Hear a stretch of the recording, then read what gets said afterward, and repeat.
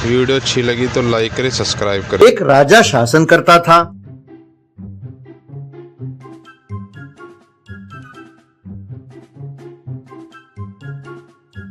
उस देश की प्रजा बहुत खुशहाल थी। अगर उस राज्य में कोई गलत काम करता तो महाराज के सैनिक उसे एक नाव में बिठाकर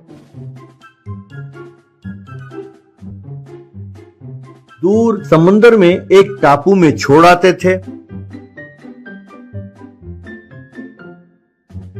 वो उस टापू के जंगली जानवरों के हाथों मारे जाते। कोई भी बचकर वहां से बाहर नहीं निकल पाया। उसी राज्य के एक गांव में एक शिकारी रहता था। उसकी एक पत्नी थी और एक बेटा था चकमा। चकमा अपने पिताजी के साथ शिकार करने जाता था। उसने तीर चलाना बहुत अच्छी तरह सीख लिया था।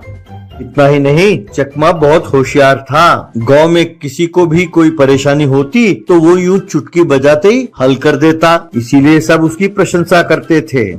एक बूढ़ा, बेटा चकमा, तुम इतने होशियार हो कि तुम्हें इस गांव में नहीं रहना चाहिए। तुम में इस देश के राजा बनने के सारे गुण हैं। ये सुनकर चकमा के मन में राजा बनने की इच्छा जागी। महाराज ने अपने बेटे विक्रम सिंहा को एक स्वामी जी के पास आश्रम में विद्या प्राप्त करने के लिए छोड़ा था।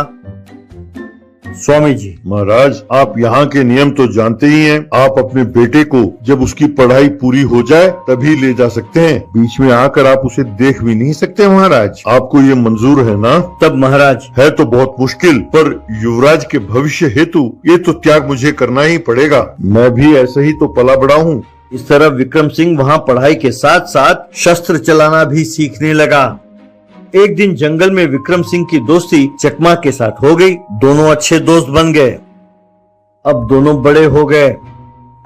एक दिन विक्रम सिंह को परेशान देखकर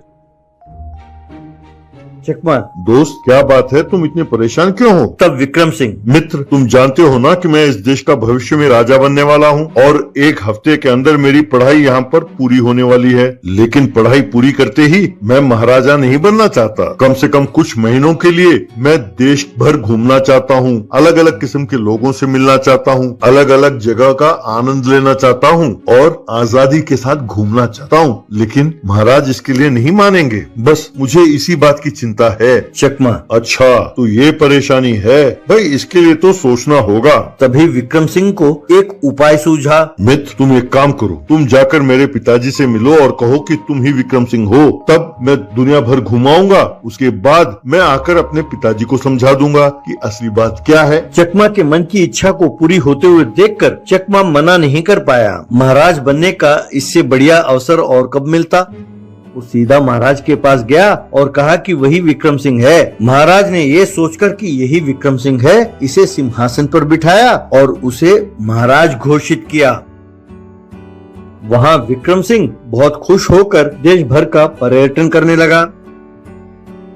वहाँ चकमा राज दरबार में अपने सूझबूझ से समस्याओं का समाधान करते हुए मंत्रीवर्ग को हैरान करने लगा। एक दिन 3 व्यक्ति 3 बोरियां लेकर आए। एक बोरी में आम थे, दूसरे बोरी में अंगूर और तीसरे बोरी में ड्रैगन फ्रूट्स थे। एक व्यक्ति, महाराज, हमने उस टापू पर बड़ी मेहनत से ये 3 फल उगाए हैं। हम आपको ये भेंट देना चाहते थे, इसीलिए ले आए। तब चकमा, धन्यवाद, बहुत खुशी हुई। बदले में ये सोना लेकर जाइए, कहकर उन्हें सोना दिया। वे तीनों सोना लेकर चले गए। अगले दिन चकमा ने मंत्री को बुलाया और कहने लगा, महामंत्री जी, हमारे राज्य में जिन किसानों के पास जमीन नहीं है उन्हें उस टापू में जमीन बांटिए और जो फसल वो उगाते हैं उसे अपनी ही सरकार खरीदे, ऐसा प्रबंध कीजिए। इससे गरीबों की बहुत मदद होगी। महाराज के आदेश अनुसार सैनिकों ने उन गरीब किसानों में उस टापू के भूमि बांटा। वे वहाँ घर बनाकर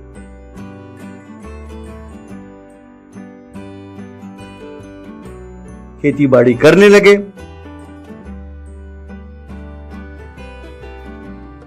एक दिन पूरा देश घूमने के बाद विक्रम सिंह अपने पिताजी से आ मिला और जो गलती हुई उसके लिए माफी मांगा और कहने लगा कि वो चकमा को कुछ ना कहें, लेकिन महाराज नहीं माने। महाराज, युवराज, चकमा ने युवराज होने का ढोंग रचाया, यानी ये जुर्म है। जुर्म कोई भी करे वो जुर्म है, इसलिए चकमा को उस टापू में जाना ही होगा। अगर वो अपनी जान बचा पाया तब उसके बारे में सोचेंगे। सैनिक चकमा को अपने साथ ले गए।